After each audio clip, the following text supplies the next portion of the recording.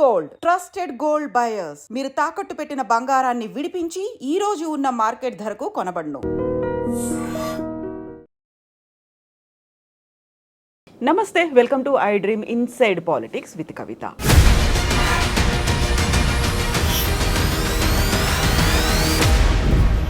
ప్రజాపాలన, ప్రజాస్వామ్య పునరుద్ధరణ అని చెప్పినటువంటి రేవంత్ సర్కార్ ఎందుకని ప్రతిపక్ష నాయకుల మీద కేసులు పెడుతోంది, పోలీసులను ఉపయోగించుకొని బలవంతంగా దాడులు చేయిస్తోంది అని ప్రధాన ప్రతిపక్షం చేస్తున్నటువంటి ఆరోపణలు.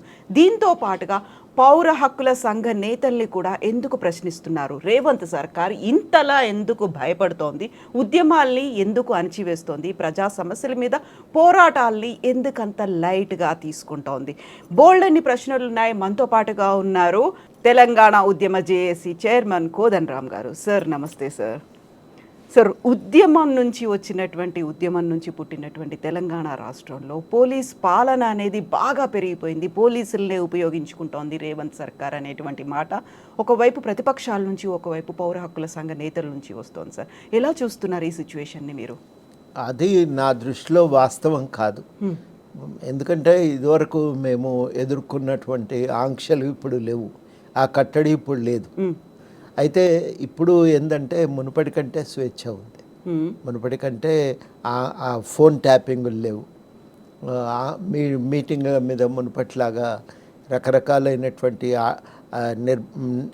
ఆంక్షలు ఉండేవి ఇప్పుడు లేవు. తర్వాత భావ ప్రకటనకి అవకాశాలు పెరిగినాయి, చాలా రకాలుగా అవకాశాలు పెరిగినాయి. కొంత స్వేచ్ఛగానే ప్రజలు కూడా ఒక భయం అనేది లేదు, పోవటానికి ఆఫీసులు సెక్రటేరియట్ వెళ్ళటానికి కానీ మంత్రులను కలవటానికి కానీ ఇదివరకు కొన్ని ఇబ్బందులు ఇప్పుడు లేవు. హైదరాబాద్లో ఉంటే ఎవరినైనా కలవటానికి అవకాశం ఉంది, ఎవరికైనా కష్ట సుఖాలు చెప్పుకోవటానికి తొవ్వ దొరుకుతుంది, అది తెలిసి ఉండవలసిన అవసరం కూడా లేదు. కాబట్టి ఇన్ని రకాలుగా ఒక సౌకర్యము ఉన్నప్పుడు మనము ఇది మొత్తంగానే ఒక పోలీస్ రాజ్యంగా మారింది అనేది కరెక్ట్ కాదు. కాకపోతే మీరు అన్నట్టు ఏంటంటే కొన్ని సందర్భాలలో అది కారణం ఎవరైనా కావచ్చు కాక, కానీ ఆ మాత్రం ఆంక్షలు ఆ మాత్రంగా కూడా వాళ్ళు ఒక నిర్బంధం ప్రయోగించే ప్రయత్నము అవి కూడా అనవసరం నా దృష్టిలో. ఇప్పుడు మొన్న హరగోపాల్ గారు ఏదో ఊరు వెళ్తుంటే ఆపిండ్రు, ఆయనను అరెస్ట్ చేయలేదని అన్నారు. నేను మాట్లాడినా సార్తో కూడా, సారు అరెస్ట్ ఏం చేయలేదు, ఆపినరు మమ్మల్ని అని. ఆ ఆపటం కూడా నా దృష్టిలో అనవసరం. ఎందుకంటే ఆ ఊరికి పోయి అక్కడ ప్రజలతో మాట్లాడినంత మాత్రాన వచ్చే కష్టమేం లేదు, ఎవరికి కలిగే ఇబ్బంది లేదు. కాకపోతే ఏంటంటే తర్వాత ప్రభుత్వం ముఖ్యులతో కొంతమందితో మాట్లాడినప్పుడు వాళ్ళు కూడా ఇది జరిగి ఉండవలసింది కాదు అనే అభిప్రాయం నేను అన్నప్పుడు వాళ్ళు అంగీకరించారు, ఇది అనవసరం, ఏదన్నా ఇట్లాంటి ఇబ్బంది ఉన్నప్పుడు మా దృష్టికి ముందే తీసుకురండి, ఇట్లా ఇబ్బందులు ఉన్నాయి అనిపిస్తే మీరు మాకు చెప్పండి, మేము ఏదైనా అవసరమైతే హైదరాబాద్ నుంచి అయినా సూచనలు ఇచ్చి అట్లాంటి సమస్యలు రాకుండా మేము చూస్తాము అనే మాట వాళ్ళు హామీ ఇవ్వటం జరిగింది. కానీ అది జరగకుండా ఉంటే ఇంకా బాగుండేదని నేను భావిస్తూ ఉన్నాను. సార్ ఇప్పుడు హరగోపాల్ గారి మీద ఇలాంటి వెళుతుంటే అడ్డుకోవడం కావచ్చు, ఒక దాడి లాంటి ప్రయత్నం జరిగింది అనేది, ఇది దాడి కాదు కానీ అడ్డుకున్నారు పోలీసులతో అంత నిర్బంధంగా. అంటే వారితో మాట్లాడినాక వారు చెప్పిన అభిప్రాయం మేరకే నేను ఈ మాట అంటాను. సో ఇది ఫస్ట్ టైం కాదు సార్, లగచర్లలో కూడా అక్కడికి సంధ్య గారు వెళ్తున్నారు, సజయ్ గారు వెళ్తున్నారు, వాళ్ళని కూడా అడ్డుకున్నారు, బలవంతంగా మళ్ళీ రిటర్న్ పంపించారు. ఆ టైంలోనే చాలా తీవ్రంగా ఆగ్రహావేశాలు వ్యక్తమయ్యాయి. సార్ ఎందుకని ఇలాంటి పదే పదే జరుగుతున్నాయి? అక్కడ ప్రజా సమస్యలు ఉన్నాయి, పోరాటము ఉద్యమం జరుగుతోంది అనుకున్నప్పుడు పదే అని అనటానికి లేదు, ఇవి కొన్ని సందర్భాల్లో జరిగినాయి. ఏ సందర్భంలో జరిగినా దానివల్ల వచ్చే ప్రయోజనం తక్కువ. ప్రతిసారి నేను ఈ విషయము ముఖ్యులతో నేను మాట్లాడుతూనే ఉన్నా, ఇది కరెక్ట్ కాదు, ఇట్లా చేయటం మంచిది కాదు అని. అయితే ఒక్క లగచర్ల విషయంలోనే పోలీసుల ఒక బలమైన అభిప్రాయం ఏంటంటే అది ఒక తీవ్రమైన దాడి కలెక్టర్ మీద జరిగింది. ఈ జరిగిన సందర్భము కొంత సమయం ఇవ్వండి, సమయం ఇచ్చిన తర్వాత అందరికీ మేము పోనిస్తాం ఊరికి, కానీ కొంత మాకు ఆ ఎంక్వైరీ అది పూర్తి అయ్యేదాకా మీరు ఆగండి అని వాళ్ళు అన్నారు. కానీ మిగతా సందర్భాల్లో ఇది అనవసరం, మీరు ఎందుకు ఇట్లా ఆపుతారు అని అన్నప్పుడు గవర్నమెంట్ నోట్ చేసుకున్నది, భవిష్యత్తులో కొన్ని పునరావృతం కాకుండా చూస్తామని హామీ ఇచ్చిండ్రు.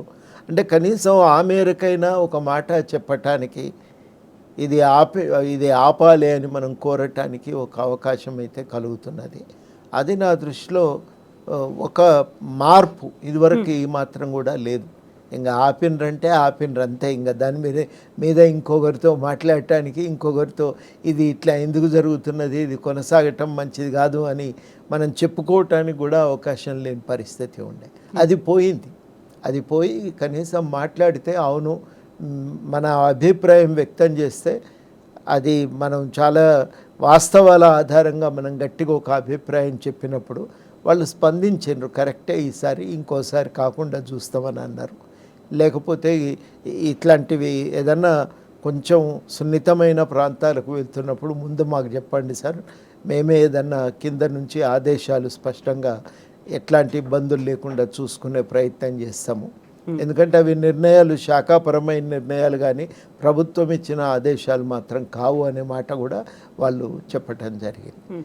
ఏదున్నది అనవసరం నా దృష్టిలో. ఇంకా దాని మీద రెండో అభిప్రాయం లేదు.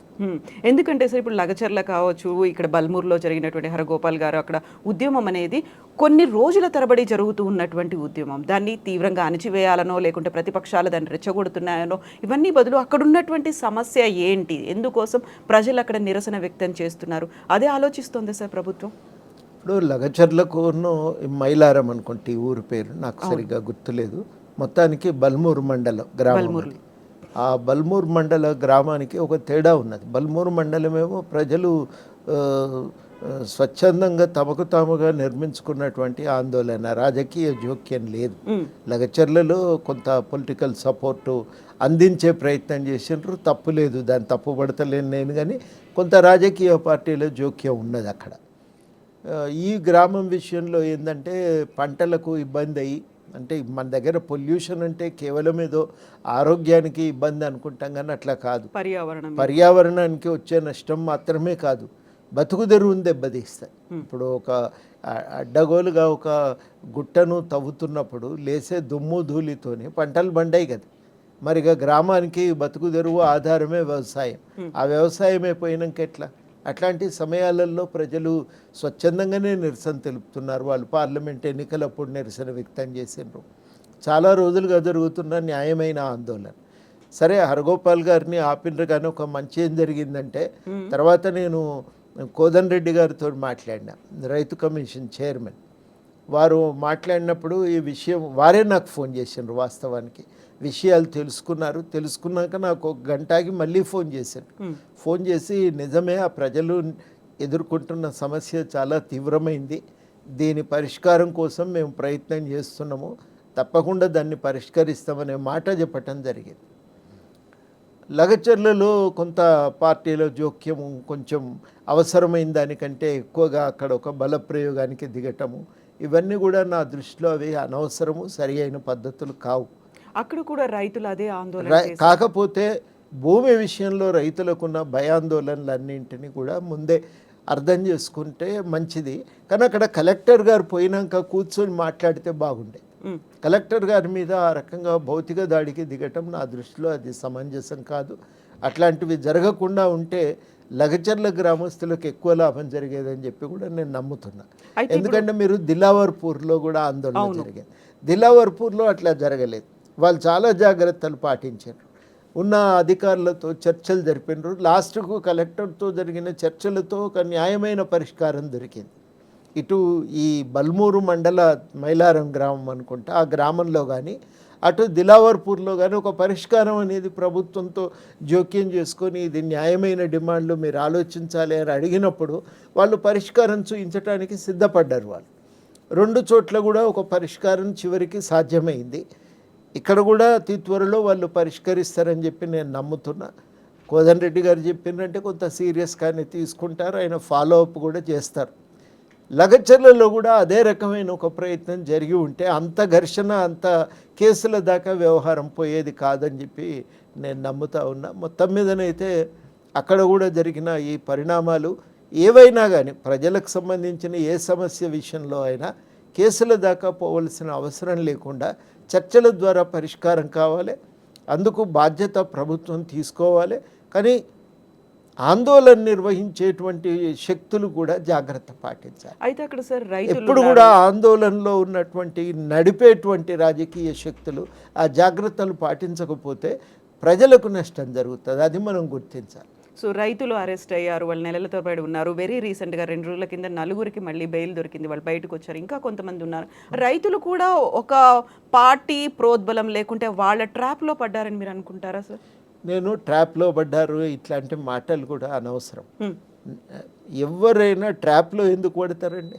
నాకు కడుపు నొప్పి అయితే నేను డాక్టర్ దగ్గరికి ఎందుకు పోతా? డాక్టర్ ఏదో మోసం చేసి రప్పించిండానంటే కరెక్ట్ అవుతుందా? వాళ్ళకు అవసరం ఉంది, సపోర్ట్ వెతుక్కున్నారు. ఎవరో ఒకరు సపోర్ట్ ఇస్తున్నప్పుడు తీసుకుంటారు.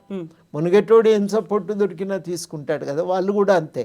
మరి ఇది మాకు ఈ భూమి పోతే ఎట్లా అనే ఒక భయంలో ఎవరు సపోర్ట్ ఇస్తే వాళ్ళు తీసుకుంటారు. కాబట్టి వాళ్ళని తప్పుపట్టడానికి లేదు. కానీ సపోర్టు అందించడానికి వెళ్ళినటువంటి వాళ్ళు జాగ్రత్త పాటించాలి.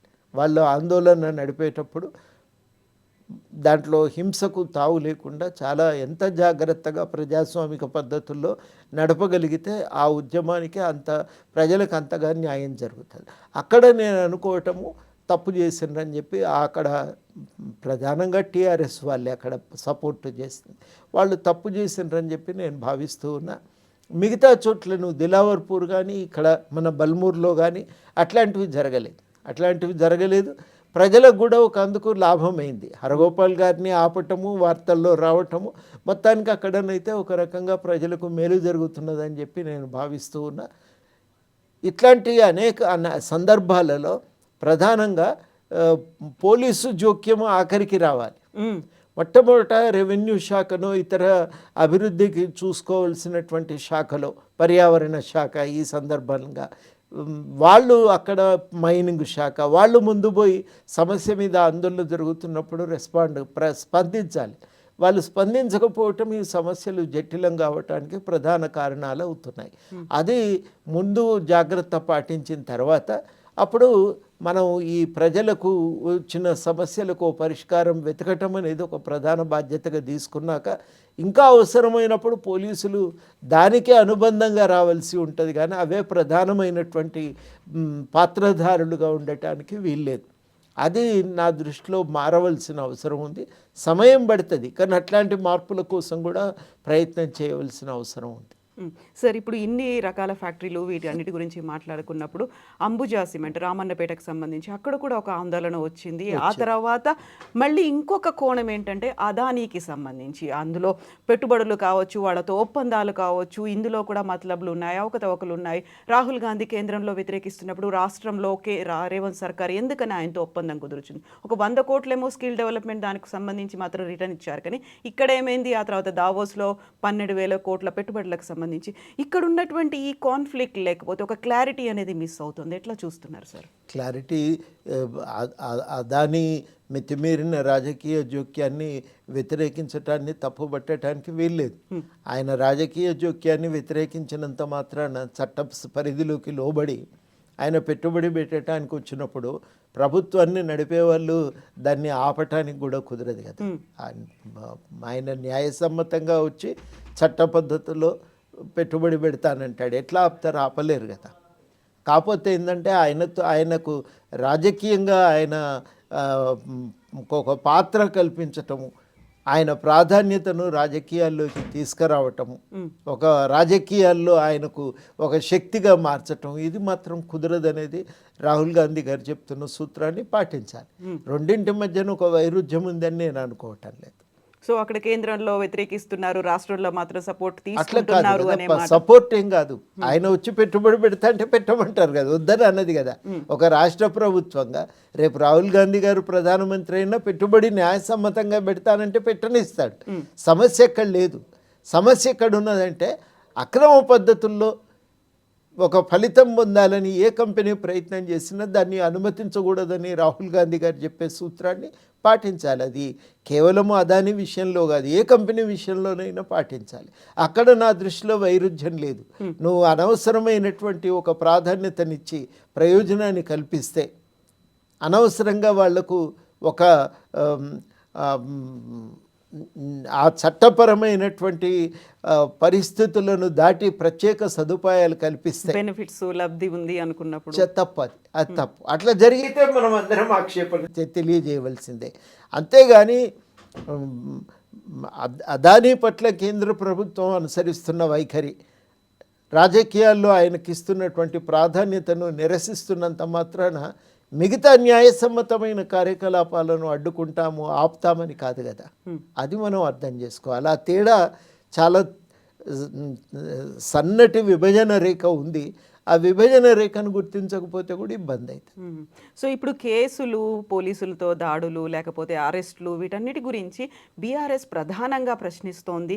సోషల్ మీడియాలో ఎవరు ఏ పోస్ట్ చేసినా, నాట్ ఓన్లీ బీఆర్ఎస్ కార్యకర్తలు కావచ్చు, సోషల్ మీడియా కావచ్చు, వాళ్ళు కాకుండా ఏ సామాన్యుడైనా, ఒక రైతు అయినా, పల్లెటూరి వాడు ఎవరు కేసు పెట్టినా యాక్సెప్ట్ చేయలేకపోతుంది. ఇమ్మీడియట్గా ప్రశ్నిస్తే భయపడుతోంది, లేకుంటే ప్రశ్నిస్తే బెదిరిస్తోంది, ప్రశ్నిస్తే అరెస్టులు చేయిస్తోంది అనేటువంటి ఆరోపణను ఎట్లా చూస్తారు సార్? ముందు వాళ్ళు కొంత ఆత్మవిమర్శన చేసుకోవాలి కదా. మితిమీరిన పోలీసు ప్రయోగాన్ని చేసిండ్రు. చిన్న నిరసన, అది ఆరుమూరు డివిజన్లో, నిజామాబాద్ జిల్లా ఆరుమూరు డివిజన్లో వాళ్ళు అప్పుడు రైతులు ఒక టీఎంసీ నీళ్లు విడుదల చేయమని అడిగారు.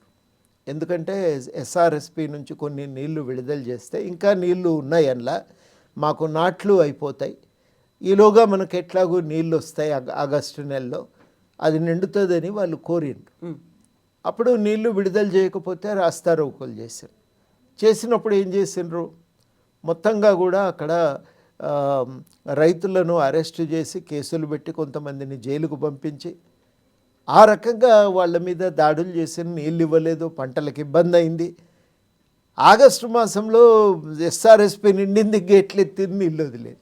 అంటే ఈ చిన్న చిన్న సమస్యలు చర్చలు చేసి పరిష్కరించగలిగే సమస్యల విషయంలో కూడా మీరు ఎట్లా వ్యవహరించారు అంటే, మీరు వ్యవహరించింది కాబట్టి ఇప్పుడు చేయొచ్చు అని నేను అంటలేను, కానీ మీరు అప్పుడు చేసిన విధానాల పట్ల మీరు ఒక జవాబు చెప్పవలసిన అవసరం ఉంది. ఎందుకు మరి అప్పుడు ఎందుకు చేసిండ్రు ఇట్లా? అదే తప్పనిపిస్తే ఇప్పుడు చెప్పండి, మేము ఈ తప్పులు చేసినాం, భవిష్యత్తులో పునరావృతం కానీయమని చెప్పి. మల్లన్న సాగర్లో వాళ్ళకు ప్రాజెక్టు విషయంలో వాళ్ళు అడిగినరు, ఇంత భూమి సేకరణ చేయకండి, ప్రాజెక్టును కుదించండి. ఇప్పటికీ కూడా 50 టీఎంసీల స్థాయితో కట్టిన ఆ ప్రాజెక్టులో ఇప్పటికి కూడా నీళ్లు నింపలేకపోతున్నారు. కానీ ఆ రోజుల్లో వాళ్ళు నిరసనగా రాజీవ్ రహదారి మీదకి పోయినందుకు వాళ్ళ మీద విచ్చలవిడిగా లాఠీ ఛార్జీలు చేశారు. తర్వాత 144 సెక్షన్ పెట్టిండ్రు, ఊళ్ళల్లోకి ఎవరిని రానియలేదు. రానియకపోతే అప్పుడు చాలా సీరియస్గా దానికి హైకోర్టులో ఛాలెంజ్ చేస్తే హైకోర్టు ముట్టికాయలు వేసింది. ఇదేం పద్ధతి అండి, 144 అనేది శాంతి భద్రతల పరిరక్షణకు వాడతారు, అంతే తప్ప కానీ మీరు మొత్తం సాధారణ ఆర్థిక కార్యకలాపాలన్నింటినీ నిలువరించడానికి దీన్ని ఉపయోగించటం ఇది కుదరదు ఇది అని అన్నప్పుడు అప్పుడు గవర్నమెంట్ దాన్ని ఉపసంహరించుకోవటం జరిగింది. ఇది నేను ఇంకొక మాట చెప్పాలి, ఉదాహరణ ఇంకొకటి. ఇక్కడ మన లక్షట్పేట నుంచి మంచిర్యాల పోతుంటే గూడెం రాకముందు గోదావరికి ఇవతల వైపు అక్కడ ఒక ఈ పామాయిల్ కోసము ఒక కర్మాగారం పెట్టాలని చెప్పి వాళ్ళు ప్రయత్నాలు జరుగుతున్నాయి. పామాయిల్ కాదు, ఇదే ఇప్పుడు అందరూ కూడా దిలావర్పూర్లో వ్యతిరేకించినటువంటి ఆ కంపెనీ ఇథనాల్ ఫ్యాక్టరీయే పెడదామని ప్రయత్నం చేస్తే గ్రామస్తులు నిరసన తెలిపారు. గ్రామం చుట్టూ పోలీసులు ఎవరిని రానియరు. ఆ మామూలుగా కాలకృత్యాలకు బయటికి పోదామంటే కూడా పోలేని పరిస్థితి, భయానకమైన వాతావరణం సృష్టించిండ్రండి. అంటే నేను ఇట్లాంటివి ఎన్ని ఎగ్జాంపుల్స్ అయినా చెప్పగలను. ఎంతమంది మీద కార్యకలాపాలు, న్యాయసమ్మతమైన చట్టసమ్మతమైన కార్యక్రమాల నిర్వహణ కూడా ఆంక్షలు విధించారు. మీరు ఎంతగా ఫోన్ ట్యాప్ చేసిండ్రు, ఇవన్నీ చేసి ఇవాళ నీతి వచనాలు చెప్తామంటే అది కొంగజ పనిచేసినట్టే అవుతుంది తప్ప ఇంకొకటి కాదు. అది మొట్టమొదట మీరు జరిగిన ఈ కార్యకలాపాలకు మీరు ఒక సమాధానం చెప్పండి. ఆ ప్రజలు ఓడిచ్చిండ్రు, ఇక అయిపోయినట్టే, మళ్ళీ సమాధానం అవసరం లేదంటే కుదరదు. మీరు ఎందుకు అట్లా చేయవలసి వచ్చింది, దాంట్లో ఇప్పటికీ మీరు సమాధానం చెప్పండి. జవాబుదారీతనం మీరు అనేది మీరు నమ్మితే తప్పకుండా ఒక సమాధానం అయితే చెప్పండి. సమాధానం చెప్పిన తర్వాత అట్లాంటి చర్యలు ఏమన్నా ఉంటే ప్రత్యామ్నాయం ఏం చేస్తే బాగుంటుందని ప్రతిపాదన పెట్టండి. ఒక ప్రజాస్వామిక తెలంగాణ నిర్మాణం కోసం తప్పనిసరిగా సూచనలు రావాల్సిందే, విమర్శలు ఉండవలసిందే. దానికి ఎవ్వరం కూడా అభ్యంతరం చెప్పవలసిన అవసరం లేదు. కానీ నేను చేస్తే ఒప్పు, ఇతరులు చేస్తే తప్పు అంటే అది దాదాపు మనకు మళ్ళా కన్యాశుల్కమే గుర్తుకొస్తుంది. నేను చేస్తే లౌక్యం, ఇతరులు చేస్తే మోసం అన్నట్టు అవుతుంది. ఈ యొక్క ద్వైధీభావం అనేది మంచిది కాదు. టీఆర్ఎస్ కూడా ద్వైధీభావం నుంచి బయటపడి స్పష్టత ఇవ్వాలి. తాము ఏమనుకుంటున్నారు, తాము ఎట్లా వ్యవహరించాలనుకుంటున్నారు, స్పష్టంగా ఇవ్వండి. గతంలో చేసిన తప్పుల కారణాలు ఏంటియో చెప్పండి, జవాబు చెప్పండి. అట్లాంటివి ఎందుకు చేయవలసి వచ్చిందో దానికి వివరణ ఇవ్వండి. ఇవన్నీ కూడా వివరణ ఇవ్వవలసిన బాధ్యతను మీరు వదులుకొని చేతులు దులుపుకొని మా ఇష్టానుసారంగా వ్యవహరిస్తామంటే అది సమ్మతం కాదు, ఆమోదయోగ్యం కాదు. తప్పనిసరిగా ఈ విషయాల్లో టీఆర్ఎస్కు ఒక నైతిక, బీఆర్ఎస్కు ఒక నైతిక అర్హత అనేది కోల్పోయింది. ఇది నేను స్పష్టం చేయదలిచిన. సో ప్రతిపక్షం కావచ్చు, లేకపోతే అక్కడ ఉన్నటువంటి నాయకులు, పార్టీలు ఇవన్నీ పక్కన పెడితే సామాన్యులు కూడా, మీరు ఒక మాట అన్నారు, సూచనలు విమర్శలు చేయాల్సినటువంటి అవసరం ఉంది. ఒకవేళ వాళ్ళు ఏదైనా విమర్శ చేశారు, లేకుంటే వాళ్ళకి ఏదైనా సమస్య వచ్చింది, దానికి సంబంధించి చిన్న వీడియో పెట్టారు సోషల్ మీడియాలో, లేకపోతే ఒక పోస్ట్ ఏదో పెట్టారు, వాళ్ళ మీద కూడా కేసులు పెడుతున్నారు. ఇండివిజువల్గా ఒక రైతు, 70 ఏళ్ల రైతు, ఆయనకు వచ్చినటువంటి సమస్య, లేకపోతే రైతు బంధు రాలేదు, దీని మీద విమర్శిస్తూ పోస్ట్ పెడితే కూడా వాళ్ళ మీద కేసులు పెడుతున్నారు అనే మాట సార్. ఇది నా దృష్టికి రాలేదు. అట్లాంటివి చాలా అరుదుగా జరుగుతున్నాయి, జరగట్లేదని కాదు. ఇప్పుడు ఒకటి చాలా సూటిగా నేను చెప్పేది ఏంటంటే, అధికారంలో ఉన్నప్పుడు తప్పులు జరుగుతూ ఉంటాయి. తప్పులు జరిగినప్పుడు మాట్లాడాలి, చెప్పాలి. పౌరులుగా మనందరి బాధ్యత అవుతుంది. ఎవ్వరం కూడా ఆ బాధ్యతకు ఆంక్షలం ఎవరం కూడా అంగీకరించట్లేదు. కానీ విషయం ఏంటంటే, అది గతంలో ఏమైందంటే అది ఒక విధానంగా నడిచింది. ఇప్పుడు అక్కడక్కడ జరుగుతున్న మాట వాస్తవమే. ఎక్కడ జరిగినా, ఎన్ని జరిగినా మేము ముఖ్యమంత్రి గారిని 2-3 సార్లు కలిసినప్పుడు ఈ విషయంలో చాలా స్పష్టంగా చెప్పినాం. ఆచరణ ఇంకా మెరుగుపడవలసిన అవసరం ఉంది అని ముఖ్యమంత్రి గారు కూడా అంగీకరించారు.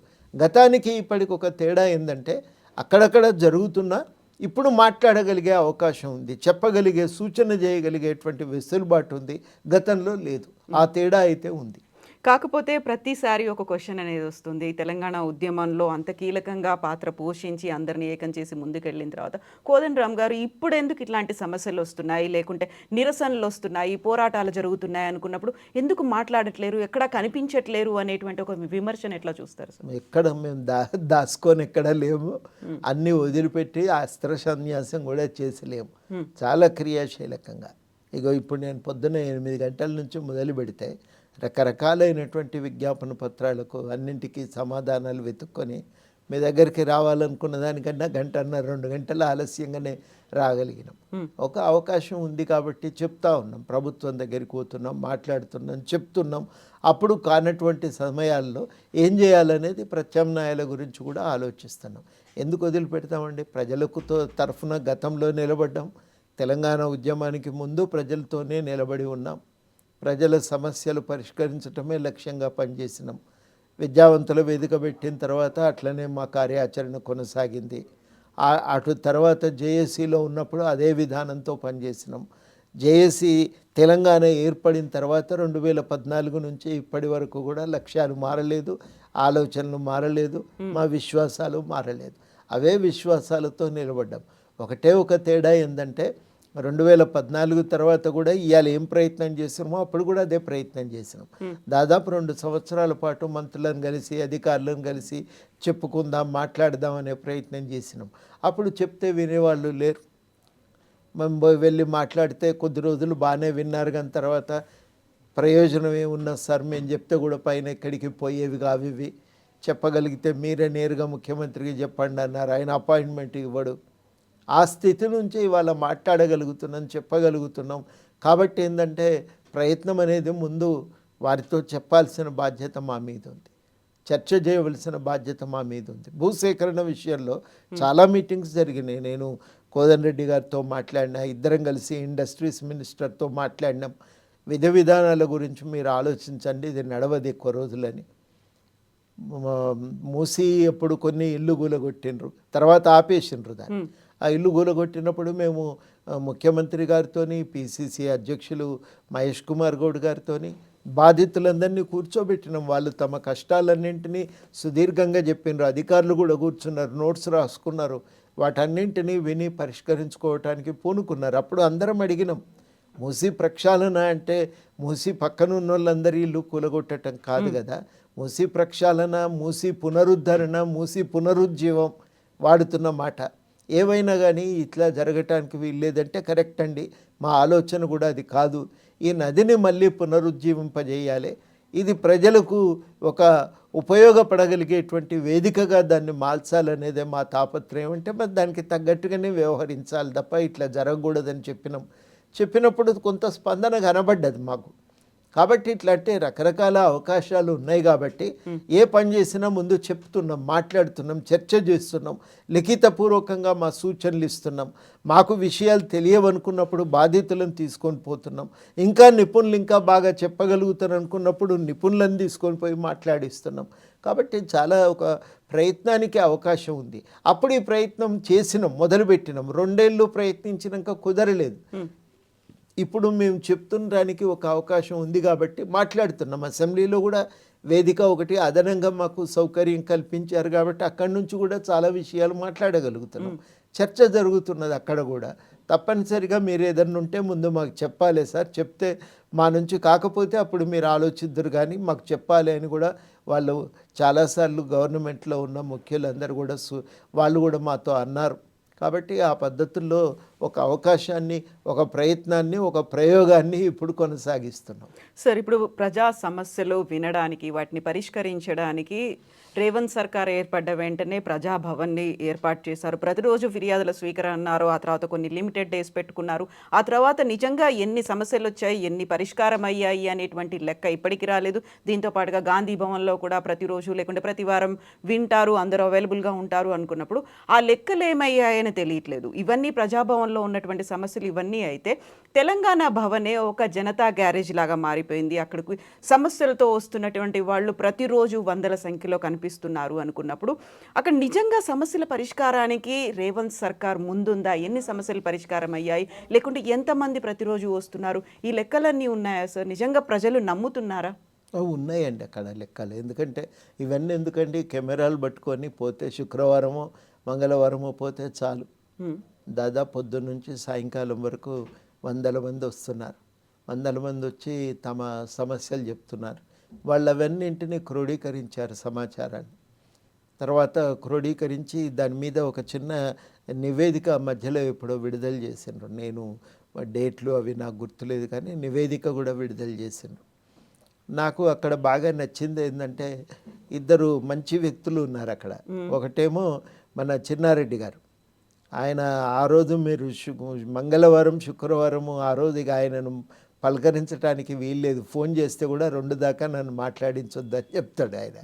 అంత సీరియస్గా కూర్చుంటాడు. తానే సొంతంగా ప్రతి అప్లికేషన్ తీసుకొని రికార్డ్ చేసుకొని ప్రతి దగ్గర వెంటనే తన స్వహస్తాలతో దాని మీద కామెంట్ రాసి అవన్నింటినీ సంబంధిత శాఖలకు ఇస్తాడు. చాలా సీరియస్ విషయాలు ఉన్నప్పుడు తానే వస్తాడు బాధితుల వెంట. దివ్య గారు ఉన్నారు అధికారిని, ఐఏఎస్ అధికారి.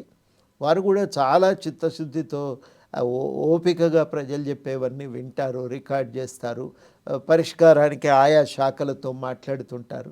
మంచి యంత్రాంగం అండి, ఇదివరకు లేదు ఇది. చాలా స్వచ్ఛంద సంస్థలు కూడా వెళ్ళి దాన్ని ఇంకా మెరుగుపరచడానికి ఏం చేయొచ్చు అని మనకు రాజస్థాన్లో ఉన్న వివిధ స్వచ్ఛంద సంస్థల అనుభవాలను, అదేవిధంగా ఈ రైతు సమస్యల కోసం పెట్టిన హెల్ప్ లైన్ అనుభవాలను దాన్ని జోడించి దీన్ని ఇంకా మెరుగుపరచడానికి పలు రకాల సూచనలు కూడా ఇచ్చిండ్రు. మంచి వ్యవస్థ అండి అది. దాన్ని మనం మొత్తం మీదనైతే అభినందించాలి, దాన్ని కొనసాగించాలి. అదేవిధంగా ఇంకా మెరుగుపరచడానికి ఏమైనా సూచనలు ఉంటే చెప్తే కూడా బాగుంటుంది. ఒక సింగిల్ విండో ఒకటి ప్రజలకు ఉంది, మేము అడిగి పోయి చెప్పచ్చు అని. చాలామంది నా దగ్గరికి వస్తారు, ఆడ కూడా ఇచ్చొచ్చినాం సార్ అంటారు. ఎందుకంటే అక్కడ ఇస్తే ఏదో ఒక పరిష్కారం దొరుకుతుంది అనేటువంటి ఒక అభిప్రాయం అయితే ఉన్నది జనాల్లో. అది మంచి వ్యవస్థ. అది ఈ ప్రభుత్వం చేసిన మంచి పనుల్లో అదొకటని నేను అనుకుంటున్నాను. అయితే సార్, ఇప్పుడు హామీల అమలు ఎంత దాకా వచ్చింది? గతంలో రైతు రుణమాఫీ కావచ్చు, ఇప్పుడు దాని రైతు భరోసా కావచ్చు, ఇవన్నీ పేర్లలో మార్పులు ఉన్నాయి తప్ప, పేర్లను మార్చారు తప్ప నిజంగా రీచ్ అవ్వలేదు, అమలుకు నోచుకోవట్లేదు, హామీల్ని గాలికి వదిలేశారు, ప్రజాపాలన అన్నారు, లేకుంటే పాలననే మొత్తం వదిలేశారు అనే మాట. అది అది అట్లా మాట్లాడితే అది మంచిది కాదు. అది ఎందుకంటే వాస్తవం కూడా కాదు. అది కొన్ని కావాలి, కొన్ని అయినాయి, కానీ వాటి కోసం అమలు చేయించమని అడగాలి. అయిన వాటిల్లో మంచి ఏమన్నా ఉంటే దాన్ని గ్రహించాలి, మంచి లేకపోతే ఎక్కడ తప్పు జరిగిందని చెప్పుకోవాలి.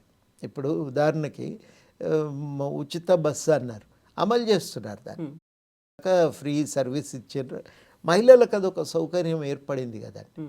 అట్లాగే చాలా స్కీములు వాళ్ళు అన్నవి అమలవుతున్నాయి. రుణమాఫీ ఉంది, చాలా పెద్ద ఖర్చుతో కూడుకున్న పని. దాదాపు 2 లక్షల లోపల రుణం ఉన్నోళ్ళు దాదాపుగా అయిపోయినారు, ఒక 10% మిగిలి ఉంటారు. 2 లక్షలు దాటిన వాళ్ళు ఉన్నారు ఇంకా. మొత్తం మీద ఒక 35 నుంచి 40% మిగిలి ఉంటారు. 2 లక్షలు దాటిన వాళ్ళు సుమారు 35 ఉంటారేమో అని నేను తెలిసిన వాళ్ళని అడిగితే, ఒక మండలంలో నుంచి నాకు అందిన సమాచారం, ఒక 10% 2 లక్షల లోపు రుణమాఫీ కాని వాళ్ళు. ఆ 10% కూడా ఏంటంటే బ్యాంకు నుంచి సరి అయిన సమాచారం పోకపోవటం వల్ల ఆగిపోయినాయి, నిలిచిపోయినాయి. వాటికి కూడా సమాచారం కనుక బ్యాంకుల నుంచి పోతే అవి కూడా పరిష్కారం అయిపోతాయి, అయిపోయి ఉండేవి ఈ పాటికి. కాబట్టి ఈ 2 లక్షలు దాటిన వాళ్ళ విషయంలో మాత్రమే అవి పెండింగ్లో ఉన్నాయి. అవి కూడా మరి వీలైనంత తొందరగా చేస్తే బాగుంటుంది. మరి టీఆర్ఎస్ 5 ఏళ్ళు తీసుకున్నది కదండి. 5 ఏళ్ళు, 1 సంవత్సరం లోపే దాదాపు రైతు రుణమాఫీ 65% పూర్తి చేశారు. మిగతా 35% రకరకాల సాంకేతిక ఇబ్బందుల కారణంగా ఆగిపోయినవి ఉన్నాయి. వాటన్నింటికి కూడా మేము చేస్తామని అంటున్నారు కదా. మిగతా స్కీమ్ల విషయంలో కూడా ఇప్పుడు పొద్దున్న నేను కొంతమందితో మాట్లాడిన, మా పాత కార్యకర్తలతో, వాళ్ళు చెప్పేది ఏంటంటే, ఇప్పుడు రేషన్ కార్డులు జనరల్ గ్రామ సభ పెట్టి అనౌన్స్ చేసినారు. ఇబ్బందులు ఉన్న వాళ్ళని అప్లికేషన్ ఇవ్వమన్నారు, తీసుకున్నారు. వాళ్ళకు కూడా న్యాయం చేస్తారనే విశ్వాసం ప్రజల్లో ఉంది. అదేవిధంగా ఇప్పుడు కొత్తది వ్యవసాయ భూమి లేని కూలీలకు ఇచ్చే 12,000 ఆర్థిక సహాయం కోసం అది కూడా లిస్టు గ్రామ సభలో పెట్టి అనౌన్స్ చేశారు. అది కూడా మంచి పరిణామమే. అట్లనే ప్రజలు కోరుకునేది ఏంటంటే, ఇందిరమ్మ ఇల్లు ఇస్తున్నారు కదా, ఆ లిస్టు కూడా గ్రామ సభలో అనౌన్స్ చేయమని అడుగుతున్నారు. అయితే ఆ లిస్టు కూడా మేము అనౌన్స్ చేస్తామని నేను ఇంతకుముందే సెక్రటేరియట్ వెళ్తే అక్కడ నాకు తెలిసింది. అది కూడా మేము అనౌన్స్ చేస్తామనేటువంటి మాట వాళ్ళు చెప్తున్నారు. నేను ఆ విషయంలో మాత్రం నేను కూడా గట్టిగా సూచన చేసేది ఏంటంటే, ఆ లిస్టులు ఖరారు చేసిన తర్వాత వెంటనే వాటిని కూడా గ్రామ సభలో అనౌన్స్ చేసి అక్కడ అప్రూవల్ తీసుకొని చేస్తే ఇంకా బాగుంటుంది. ఎందుకంటే 10 మందికి ఇస్తే 10 మందికే ఇవ్వండి, అర్హులకు ఇచ్చినము అనే నమ్మకం ప్రజల్లో కుదిరితే ఎవరు కూడా తప్పు పట్టుకోరు. కాబట్టి ఆ రకంగా పారదర్శకంగా వ్యవహరిస్తే ఇంకా మంచిది అనేది నా అభిప్రాయం. ఈ విషయంలో నేను అనుకోవటం అయితే, పౌరసత్వపు చట్టం ఒకటి తెచ్చి, పౌర హక్కు చట్టం ఒకటి తెచ్చి ప్రజలకి స్కీమ్ల అమలు విషయంలో వాళ్ళ హక్కులు ఏంటి, అధికారుల బాధ్యతలు ఏంటి అనేది నిర్వచిస్తూ ఒక చట్టం తీసుకొస్తే చాలా బాగుంటుంది. అట్లాంటి చట్టం రావాలని కోరుతాం, అట్లాంటిది అమలు చేయమని కూడా అడుగుతాం. అది దానివల్ల ఏమవుతుందంటే, ఈ సేవలు ఇంకా పారదర్శకంగా ప్రజలకు అందుతాయి. అవి ఇష్టానుసారంగా అమలు చేయటానికి వీలు లేకుండా పారదర్శకంగా ప్రజలకు అందటానికి ఒక వెసులుబాటు ఉంటుంది. అట్లాంటి మార్పును మనం అందరం కూడా కోరుకోవాల్సిన అవసరం ఉంది. నేను అనుకోవటం ఇది మంచి సంవత్సర కాలంగా ఆగకుండా మొత్తానికి ప్రతి దానికి ఒక ప్రయత్నం అయితే జరుగుతున్నది. మామూలు బుక్ ఫేర్ జరిగితే ముఖ్యమంత్రి గారు వచ్చారు, ఒక ప్రోత్సాహం కలిగించారు, ఒక సాంస్కృతిక రంగంలో ఒక మార్పు కోసం పుస్తకాలు చదువుదాము, మన చరిత్రను మనం అర్థం చేసుకుందాం, మన జీవితాలను పైన మనమే ఒక నియంత్రణ సాధించుకుందామనే పద్ధతుల్లో ఒక మంచి సందేశాన్ని కూడా వారు ఇవ్వటం, ఇట్లా నేను అనుకోవటం ఒక ప్రయత్నం జరుగుతుంది కదా. ఈ ప్రయత్నం జరుగుతున్న దాన్ని మనం మర్చిపోతే ఎట్లా అని. అయితే సార్, ఇప్పుడు మీరు ఇవన్నీ నేను బాగుంటాయి, ఇక గవర్నమెంట్ ఏది చేసినా స్వర్గధామం అయిపోయింది నేను అనుకోవటం లేదు, అట్లేం అనుకోవటం లేదు. ఇది స్వర్గధామం అయిందని నేను అంటలేను, అన్ని సమస్యలు పరిష్కారం అయినాయి అని నేను అనుకోవటం లేదు. చాలా పేద దేశం మనది, అంత తొందరగా పరిష్కారం అయ్యే అవకాశం లేదు.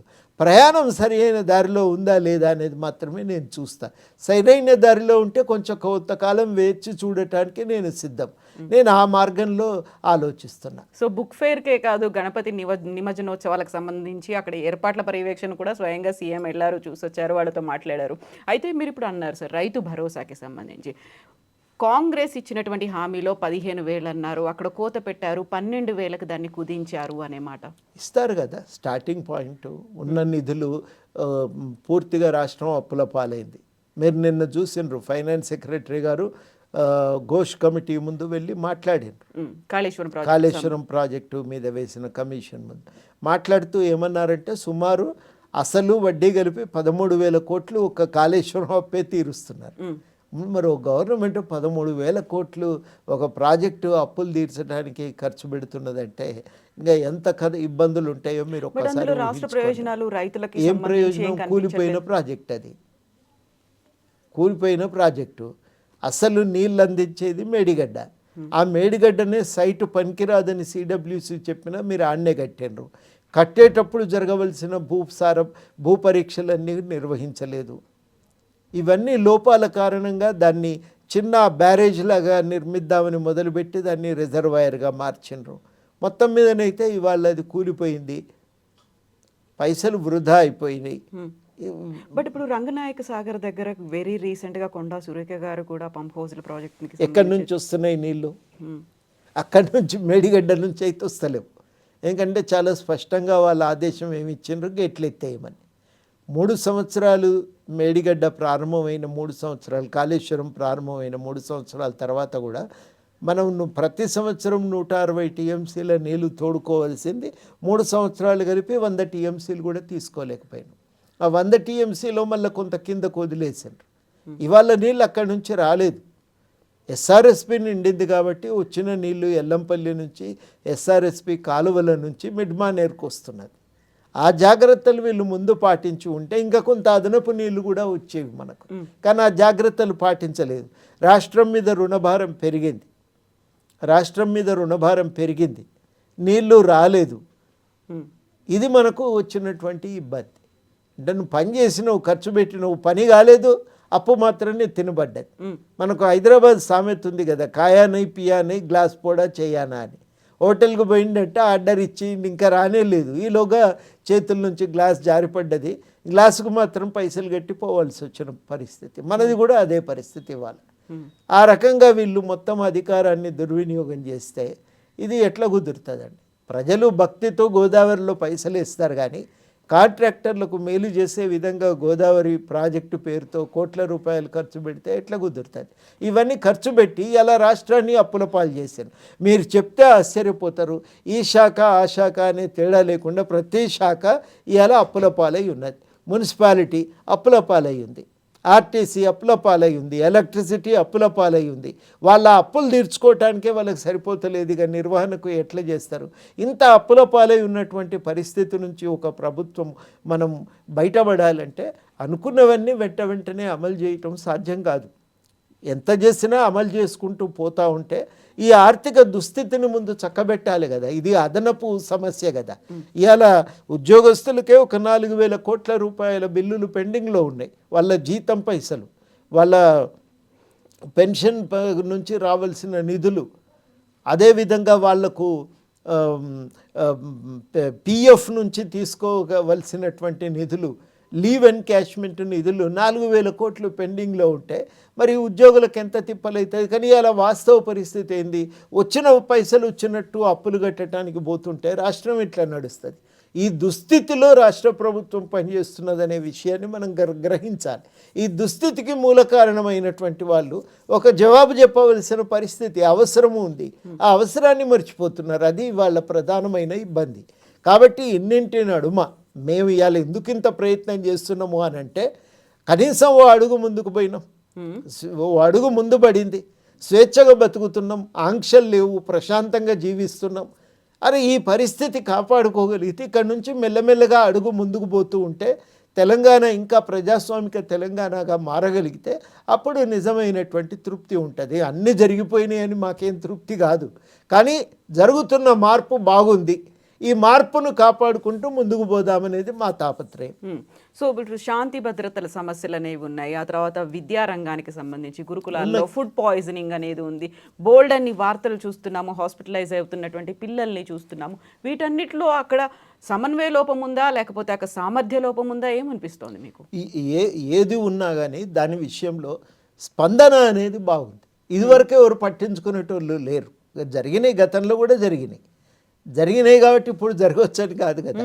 గతంలో జరిగినప్పుడు ఎవరు పట్టించుకోలే.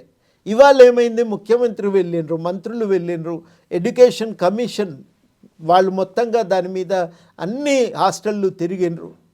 ప్రతి హాస్టల్ వెళ్ళి అక్కడ పరిస్థితి ఏంది, ఎందుకు జరుగుతున్నాయి అనేది లోతుగా సిబ్బందితో మాట్లాడి నివేదిక తయారు చేసిండ్రు. ఐఏఎస్ ఆఫీసర్లు వెళ్తున్నారు, మెస్ కమిటీలు వేసిండ్రు. ఒక మార్పు కనబడుతున్నది కదా, స్పందన అయితే కనబడుతున్నది కదా. పరిష్కారం వచ్చిందంటారా? వస్తున్నది, మార్పు కనబడుతుంది కదా. మార్పు కనబడుతున్న కొద్దీ మనం నిజమే ఇది ఇంకా ఇంకా మంచి తిండి పిల్లలకు అందాలనే తాపత్రయము. మెస్ రేట్లు సవరించిండ్రు, మారిన ఖర్చులకు తగ్గట్టుగా మెస్ రేట్లు సవరించిండ్రు. మంచి బియ్యం వాళ్ళకు సరఫరా చేయాలని, పోషకాహార విలువలతో కూడిన తిండి అందించాలనే ప్రయత్నము.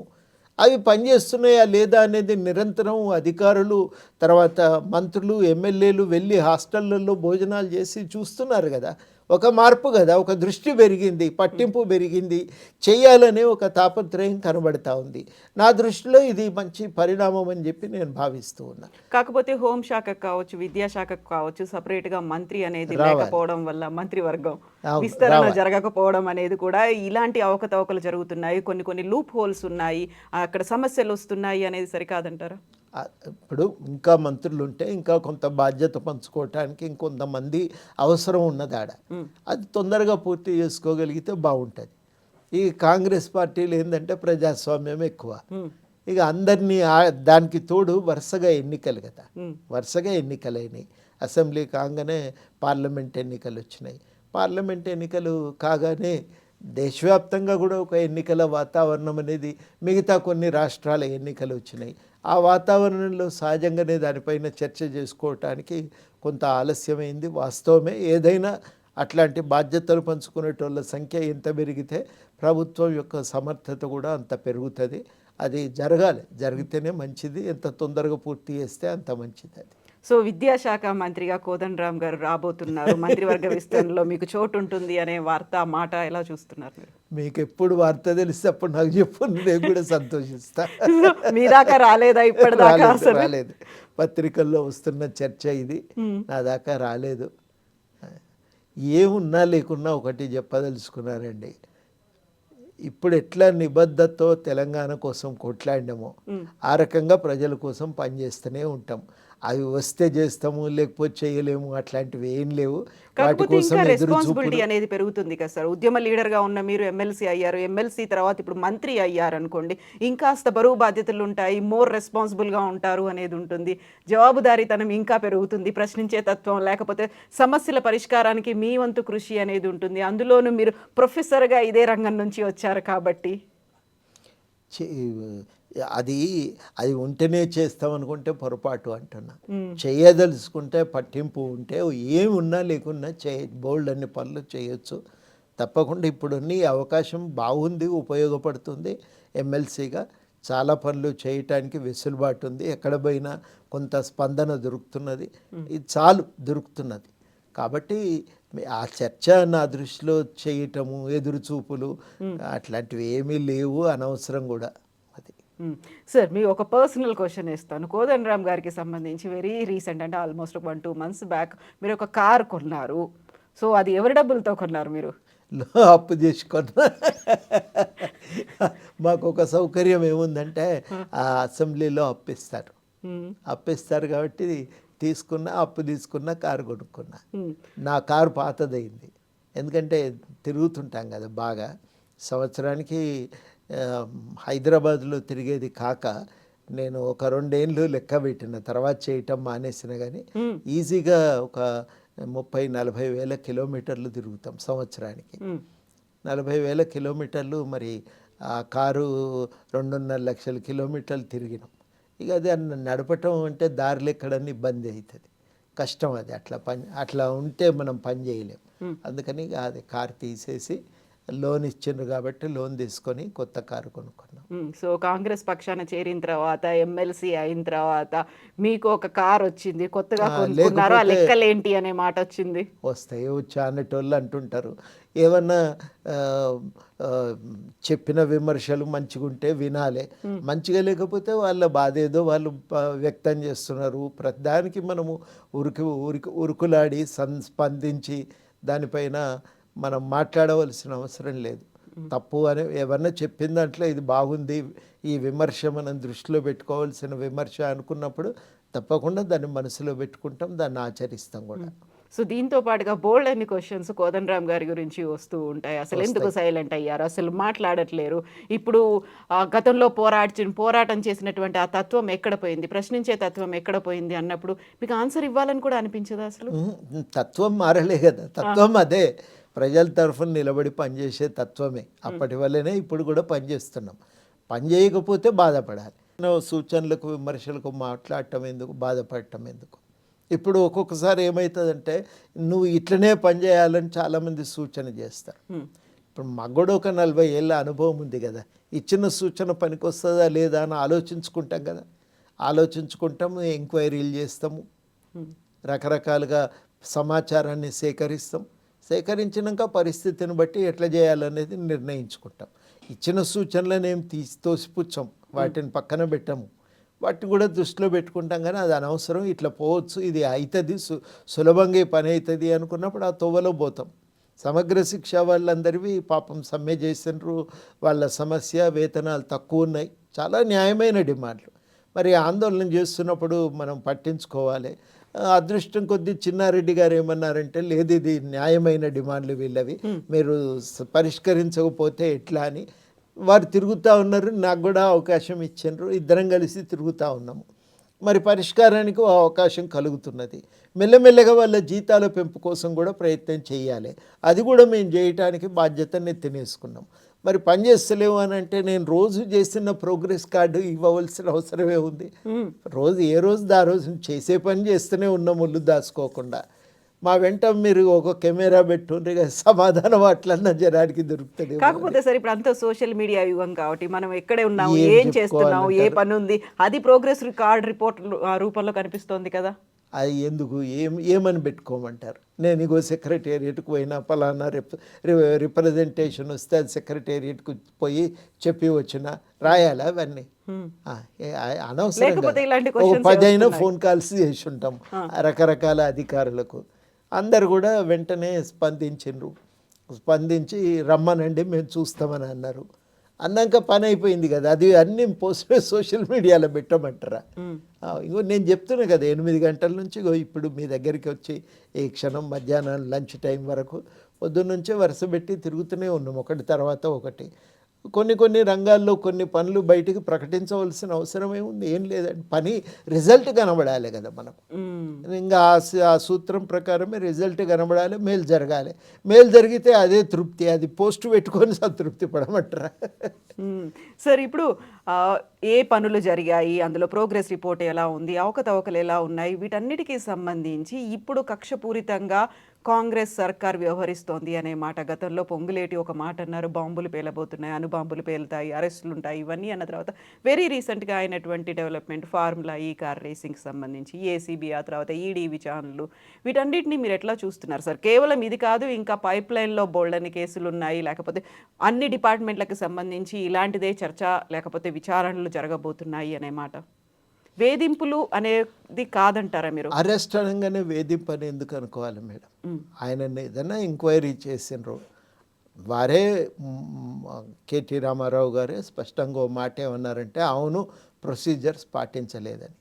ప్రొసీజర్స్ పాటించకపోతే ఎట్లా ఊరుకుంటారండి? గవర్నమెంట్ కదా, ఒక పైసా 2 పైసలు కాదు. ఓ మామూలు క్లర్క్ 1000 రూపాయలు తీసుకుంటేనే ఉద్యోగంకి వెళ్ళి సస్పెండ్ చేసి ఆయనను తీసుకుపోయి ఎక్కడో పడేస్తారు. ప్రొసీజరల్ ఎర్రర్ ఉంటేనే వదిలిపెట్టారు. అటువంటిది ఇది 55 కోట్లు 60 కోట్లు కదా, మామూలు విషయం కాదు కదా. నీ ఇష్టానుసారంగా మంత్రి పదవి అప్పచెప్పినారు కదా, నీ ఇష్టానుసారంగా ఖర్చు చేస్తానంటే ఎట్లా కుదురుతుందండి? కుదరదు కదా. జవాబుదారీతనం ఉండాలి.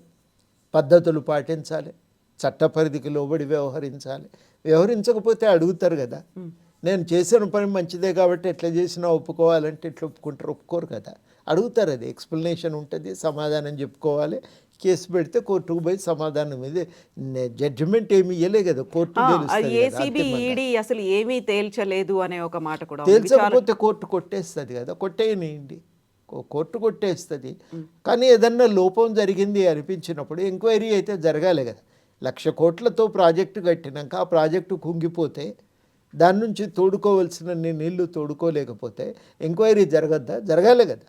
ఎక్కడ లోపం ఉందనేది ఎందుకు ఎంక్వైరీ జరగాలంటే భవిష్యత్తులో ఇటువంటివి పునరావృతం కాకుండా ఉండటం కోసం మనం ఎంక్వైరీ చేసుకోవాల్సిన అవసరం ఉంది. మనల్ని మనం సరి చేసుకోవటానికి ఎంక్వైరీ చేసుకోవాల్సిన అవసరం ఉంది.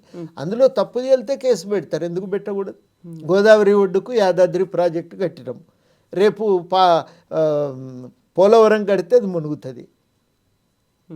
ఏం చేస్తాం చెప్పండి? ఇప్పుడు ఊరుకోవాలా, వదిలిపెట్టాలా? తప్పులు జరిగినాయని మన్నించి వదిలిపెట్టాలా? ఎంక్వైరీ చేసి ఎవరు ఈ నిర్ణయం చేసిండ్రు, ఎందుకు చేసిండ్రు?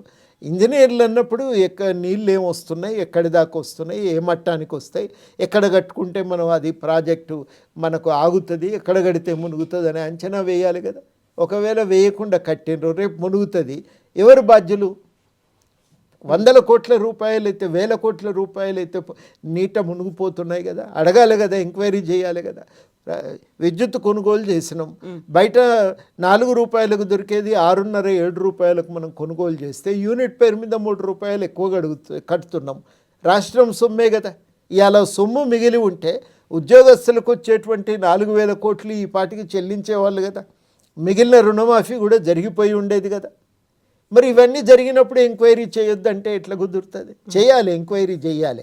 అవి జరగకపోయి ఉంటే ఇవన్నీ సమస్యలు తలెత్తేవి కావు, రుణమాఫీ కూడా ఈ పాటికి అయిపోయేది. కాబట్టి ఇన్ని సమస్యలకు మూల కారణం ఏంటంటే మనం వృధా ఖర్చు పెట్టి రాష్ట్రానికి భారంగా మారినప్పుడు ఆ వృధా ఖర్చు పెట్టడం వల్ల వచ్చినటువంటి సమస్యలకు ఇవాళ మనం ఎంక్వైరీ చేసుకోవాలి, తప్పులు ఎక్కడ జరిగినాయి అనేది తేల్చాలి, బాధ్యులను శిక్షించాలి, భవిష్యత్తులో ఇటువంటివి జరగకుండా చూసుకోవాలి. అధికారం అనేది ప్రజల అమానతే. మీ ఇష్టానుసారంగా నడుచుకోవటానికి అది సర్టిఫికెట్ కాదది. మీ ఇష్టానుసారంగా వ్యవహరించారు, అధికారాన్ని దుర్వినియోగం చేసినారు, అడ్డగోలుగా వనరులను కొల్లగొట్టినరు. జరిగినప్పుడు ఎంక్వైరీ జరుగుతుంది, ఎందుకు జరగద్దు? ఎంక్వైరీ చేయటమే ఏదో కక్ష సాధింపు చర్యగా చూస్తే ఎట్లా కుదురుతుంది? కుదరదు, అస్సలు కుదరది. దానిపై చర్యలు తీసుకోవాల్సిందే. హైదరాబాద్లో ధరణి పేరుతో రికార్డును మీ చేతిలో పెట్టుకొని అడ్డగోలుగా సర్కారు భూములు పేరు మీద రాయించుకున్నారు. రేపు ఎంక్వైరీ జరుగుతుంది, బయటకు వస్తాయి వాస్తవాలు. చర్యలు తీసుకోవాలా వద్దా? తీసుకోవాలి కదా. ఇది అనేది, అందుకని అది తప్పదు. అది అట్లాంటి వాటి విషయంలో తప్పదు, తప్పనిసరిగా చర్యలు తీసుకోవాల్సి. సో విచారణ చర్యలు అంటే అరెస్టులు ఉంటాయనే భావన ఉంది. ఈ మధ్యకాలంలో విపరీతంగా కేటీఆర్, ఆ తర్వాత కేసీఆర్ అరెస్ట్ అవుతారు అనేది, ఆ తర్వాత విచారణలకి అప్పుడు మంత్రివర్గంలో ఉన్నటువంటి మంత్రులందరినీ పిలుస్తున్నారనేది, వరుసగా అరెస్టులు ఉంటాయంటారు. సో ఎట్లుంటాయంటే ఆ ఎంక్వైరీలు ఏం తేలితే దాన్ని బట్టి ఉంటుంది. ఇప్పటికే ముందు కాగితం రాసుకున్నారని నేనైతే అనుకోవటం లేదు. కాగితం రాసుకొని ఉంటే వరుస పెట్టి ఇప్పటికే అరెస్ట్లు అవుతాయి కదా. ఎంక్వైరీ వేసారు, ఎంక్వైరీ రిపోర్ట్ వచ్చింది, రిపోర్టును స్టడీ చేస్తున్నారు. ఆ స్టడీ చేసిన ఎలక్ట్రిసిటీ ఆల్రెడీ వచ్చింది, కొనుగోలు ఒప్పందాల మీద, విద్యుత్ కొనుగోలు ఒప్పందాల మీద చూస్తున్నారు. దాని ఇది కూడా కాళేశ్వరంది రిపోర్టు తయారవుతున్నది. అది అయిన తర్వాత తప్పకుండా దానిపైన కూడా చూస్తారు, వచ్చిన నివేదికను బట్టి. ఇష్టానుసారంగా వ్యవహరిస్తే తప్పు, నేను కూడా అంగీకరించాను. ఎంత తప్పు చేసినప్పటికీ ఇష్టానుసారంగా చర్యలు తీసుకోవటానికి లేదు. ఎంక్వైరీ జరగాలి, వాస్తవాలు తీయాలి. ఆ వాస్తవాల ప్రకారము ప్రాథమికమైనటువంటి నివేదిక ఉంటే, లోపం కనబడితే అప్పుడు తప్పనిసరిగా చర్యలు తీసుకోవాల్సిందే. మినహాయింపులు ఉండటానికి వీల్లేదు. ఇది నేను చెప్పదలుచుకున్న విషయం. ఒకవేళ అక్కడ అక్రమాలు లేవు, లేకుంటే కక్ష సాధింపో, లేకుంటే వాళ్ళని బాధ్యులు చేయాలనే వేధింపులు ఉన్నాయి అనుకుంటే కోదండరామ్ గారు మళ్ళీ అక్కడ ప్రశ్నిస్తారా ఆ టైంలో? కోట్ల రూపాయలు దుర్వినియోగమైనప్పుడు ఇంకా అక్రమాలు లేవు అని ప్రశ్నే తలెత్తది కదా. మామూలు ఇప్పుడు ప్రజలు ఉన్నారు, అది భూబాధితులు, వాళ్ళ విషయంలో స్పందిస్తాం కదనండి. ఎందుకు ఊరుకుంటాం చెప్పండి? ఇప్పుడు దిలావర్పూరే కానీ, అది ఈవెన్ లగచర్ల విషయంలో అయినా రైతులకు నష్టం జరగాలని ఎందుకు కోరుకుంటాం? భూమి సేకరణ విషయంలో జాగ్రత్తలు పాటించాలని చెప్తాం కదా. అది అక్కడ బల్మూరు కాడ ఉన్న ఆ మండలంలోని ఆ గ్రామం మైలారమో ఏదో ఆ గ్రామ ప్రజల విషయంలో కూడా సానుభూతి ఉంటుంది కదా. ఆ తేడా అయితే మనం ఆమె ఆ సానుభూతి లేకపోతే మేము మారిపోయినట్టే లెక్క. ఆ సానుభూతి ఉంటుంది ప్రజల పట్ల. కానీ నాయకుల అందరి పట్ల? విషయంలో అట్లే వ్యవహరిస్తాం అంటే ఎందుకు వ్యవహరిస్తాం? తప్పు చేసిన వాళ్ళ విషయంలో ఆ సానుభూతి ఎందుకు ఉంటుంది? ఉండదు, కోపం ఉంటుంది. ఇంత తప్పు చేసిరి, ఇంత అన్యాయం చేసిరి, ప్రజల్ని ఇబ్బందుల్లోకి నెట్టిపోయిరి అని అనిపిస్తుంది. సో వాళ్ళ మీద చర్యలు తీసుకోవాల్సిందే అలాంటి తప్పు జరిగితే. తీసుకోవాలి, మినాయించొద్దు, వదిలిపెట్టొద్దు అసలు. Yes sir, thank you so much sir, thank you.